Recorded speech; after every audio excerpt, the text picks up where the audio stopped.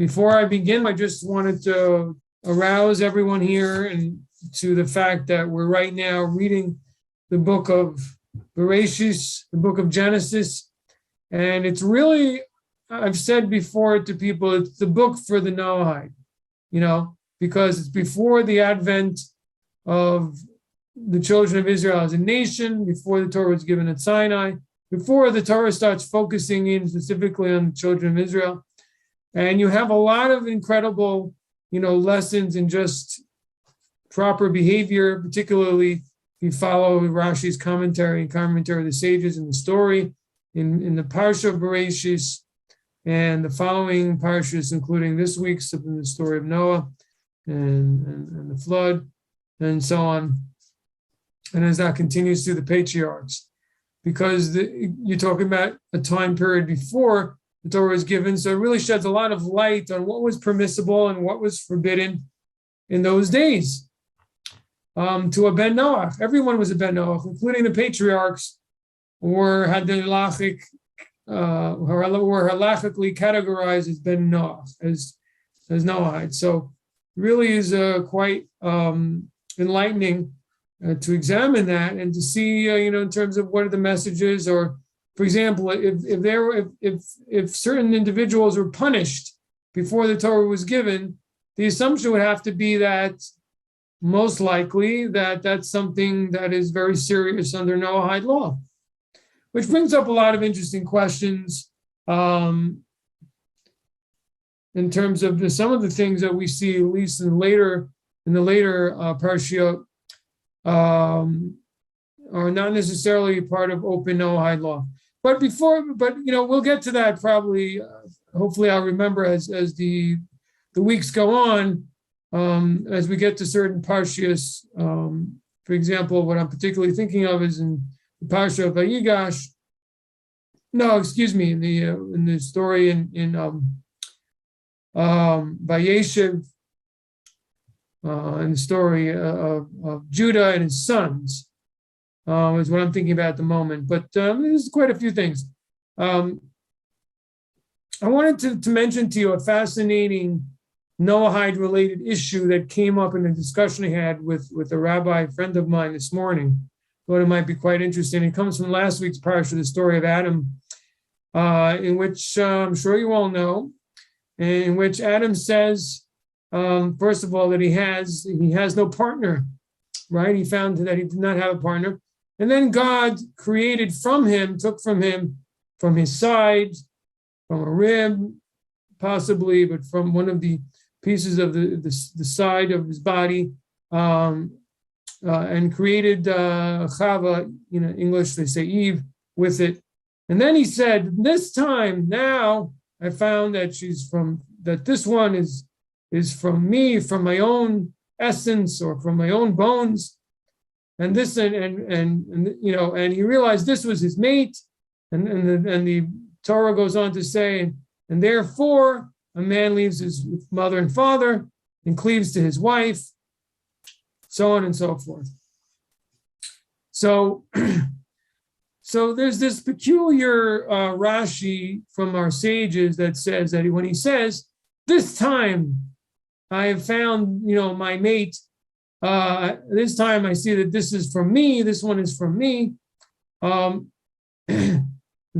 the sages say that this is alluding to the fact that Adam was intimate with all the beasts of the fields, and he was never satisfied until he met Eve. So this seems like kind of a racy statement here. What kind of a strange statement is this here? Adam had relations with all the animals? That's bizarre. I mean, the question I asked the rabbi is, I thought that Adam was like the highest soul.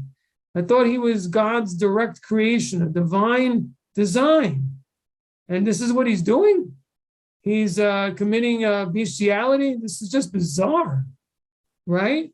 I mean, it's that was my question to Rabbi Moshe Frank, who's a friend of mine here and where I live. Rabbi. So that's my question. I don't know if anyone have ever heard this commentary before that I'm mentioning to you, but it's alluded from the words that Adam says, "This time I have found my, the one that is just like me that comes from me." So the fact that this time implies there were other times, right? So this was my question.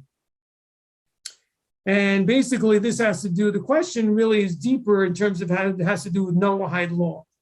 Because we know that Adam was commanded with 6 of the 7 laws. One of them was the law against adultery and other forms of promiscuous, incestuous type behavior. Obviously, bestiality is one of them. So didn't he violate this very core Noahide law? That is my question. Anybody have an answer? Can I repeat the question? This is kind of like little spice before we get back to the book, a little something special. But how could Adam, according to the sages, commit seemingly bestiality, have relations with animals when he was given the commandment against such behavior, as he was given 6 of Noahide law? In other words, the one that he wasn't given was the prohibition of eating the limb of a living animal. But the prohibition against adultery and other forbidden unions he was given. So what's going on over here? Timothy? Good evening, Rabbi. Good evening. It's a shocking thing to talk about. I've heard that spoken about before, but I also realize if you're just going to read it literally, first God brought all the animals to Adam and said, whatever you name them, that's what they'll be. And so then he brought every animal in front of them and he named everything. Then God saw that he didn't have a mate. So that made me think, he's naming all the animals and they're all starting to procreate, but he's just all alone. That's what I thought. So in my mind right now, before you say anything else, I would say, no, I don't think that was happening. You don't think what happened? He was doing bestiality, having. Okay, so you think that this saying of the sages of the Mishnah and Talmud is not literal, but maybe it means that he understood them, he got to know them well, and he realized they were not the right partners for himself. He felt alone, even though he knew the animals. Is that what you're saying? Or I'm saying that he saw every animal and he named it, and he realized that they were all different than him. So I guess, I don't know if he knew what alone is. I'm not clear on that. But then when Eve came, he was very happy because he had somebody that was like him. But I could be way out there, I'm just trying to answer what you said. Well, I don't know if they still make this. You may want to look it up. When I was growing up, there was a Hebrew-English Rashi translation by the Sansino Chumash, or Sansino Chumash. In other words, the Sansino Pentateuch, 5 books, in which Rashi was translated linearly, line by line. Because if you'd see this comment of Rashi quoted from the sages, you'll see that he says that this teaches us that Adam came upon, which is a euphemism, all the animals, and it was not, and he was his mind was, he was unsatisfied until until Chava, until Eve. So it could be Rashi in his humility doesn't explain the verse of the sages in its deeper meaning, and it's not literal. I think that's how in other words, taking your mode of thinking that it just can't be, which you're right. How could this be? This can't be literal. You have to be logical. I mean, Adam couldn't have done such a thing. So must be it's not literal. So yes, this is a form of midrash. Yes, probably from the Tanchuma. so that's one possible answer. And that was the first thing I was thinking, that it's not literal. But I have another answer for you, and you're going to find, I found this very interesting when I realized it, and then it sounded actually true. So listen to this. Listen to this. So if you look at the Talmud, we've discussed this before. I think it may even be brought in this book, but I think it's brought in the Path of the Righteous Gentile. You can look it up, forbidden sexual relations there.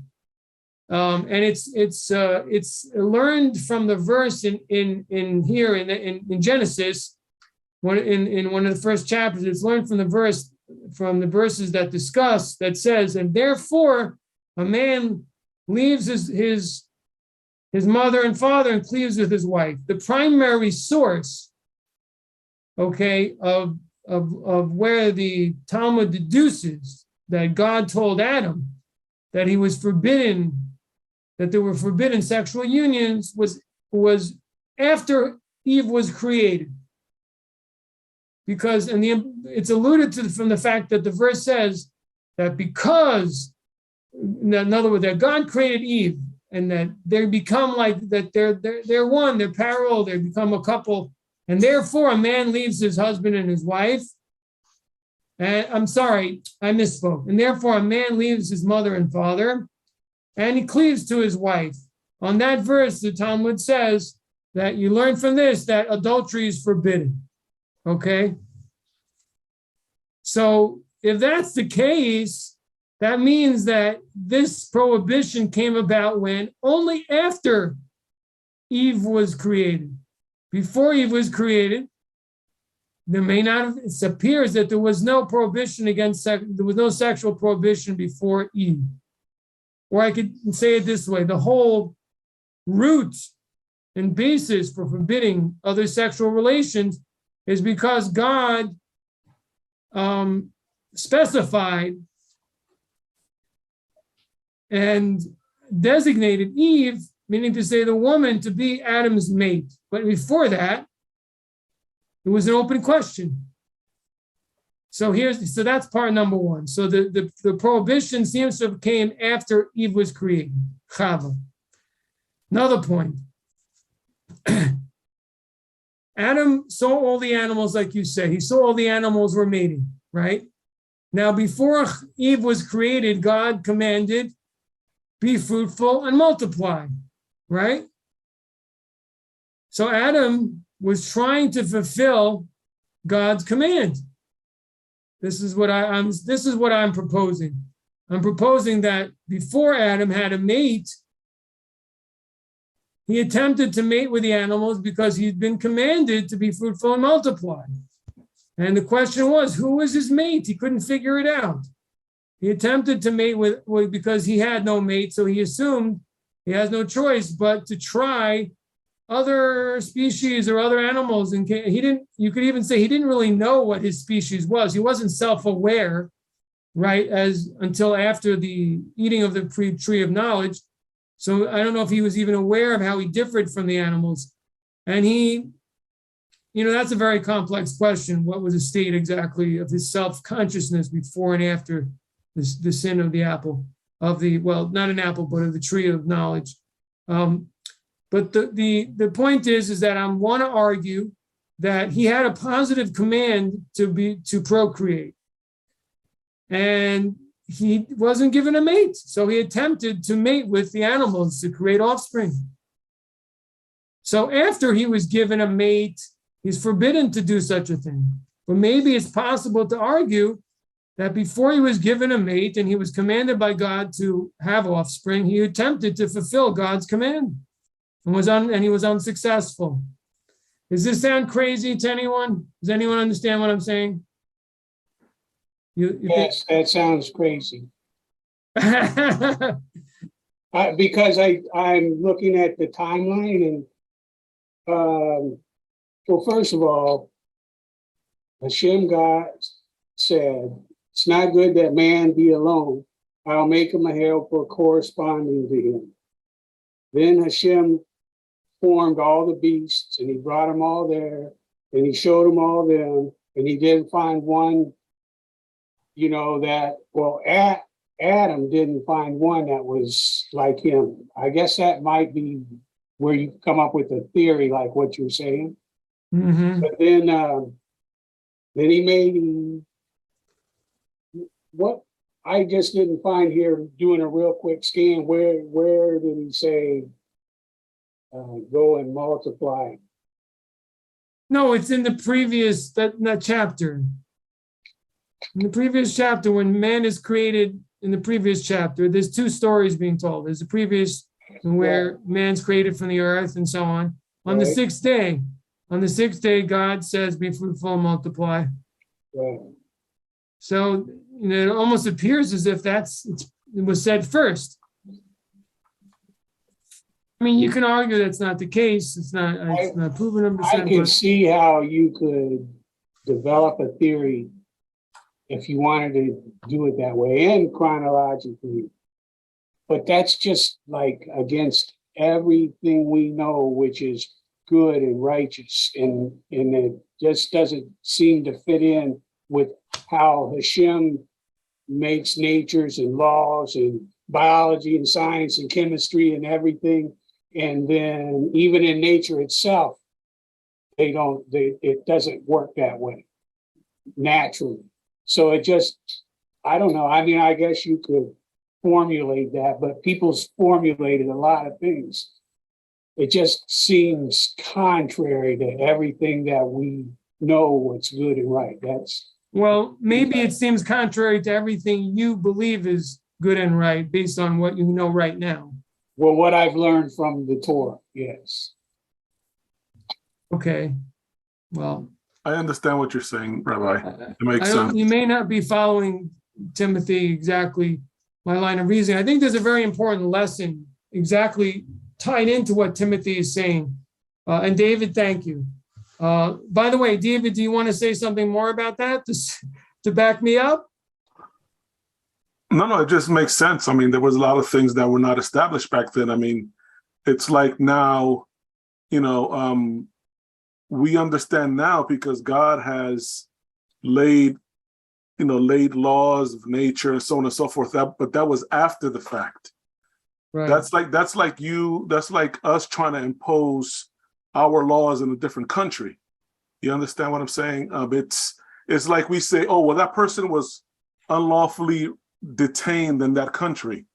But according to the laws of that country, what that person did was illegal. But according to our laws, it was legal. So there's we can't apply what we know now and apply it to back then. It's just like before God allowed you to marry, sisters. You can marry a sister, and then obviously your cousin, and then Hashem made certain restrictions at a certain point, and after that, as time progressed, there were certain more restrictions. But back then, it's just like the issue with Rebecca.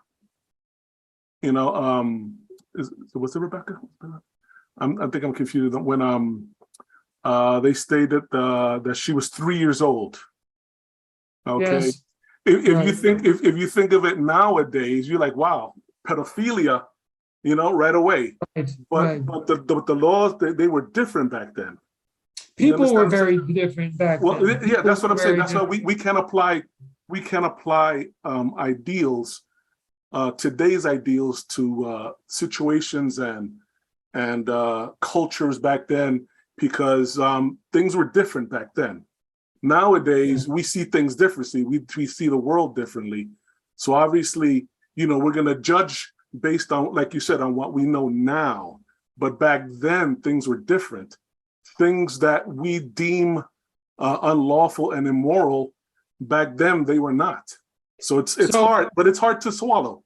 Hold on a minute. I'm not suggesting that in any way that it's proper, that bestiality is at all kosher No. or anything like that. What I'm suggesting is simply to try to understand and also learn some lessons from this fascinating statement of our sages, which, on its face is completely incomprehensible.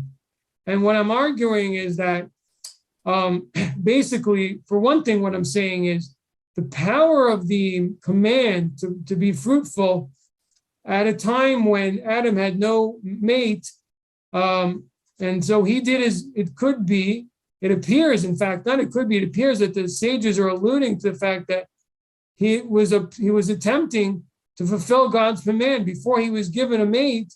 So he tried to fulfill this commandment through other animals. Again, we also don't know to what extent he was self-aware that he was different from animals. We don't know that. We know that Chava, Eve, and the snake had a whole conversation. So, what were animals like? In fact, animals may have been on a much higher plane than they are now. They may have had intellect and more similar to human beings. I mean, we don't know what was going on exactly at this very early stage. It's really a stage that's completely unknown to science. Of what was the Garden of Eden? What was life like in the Garden of Eden? We have no idea. It's hidden. We don't know what it was like there. But in any event, my point is simply in terms of lessons, in terms of why am I bringing this up? First of all, obviously, because it's fascinating and surprising, but also to show you 2 points, halachically, from a Noahide perspective. One is that the power of the mitzvah of having offspring, which again, there are questions of whether it relates to a Noahide personally or it's on the whole community, but the importance of having children and procreating, that Adam kept searching to fulfill this, even though it seems so odd, but he was determined to fulfill his command. So that's number one.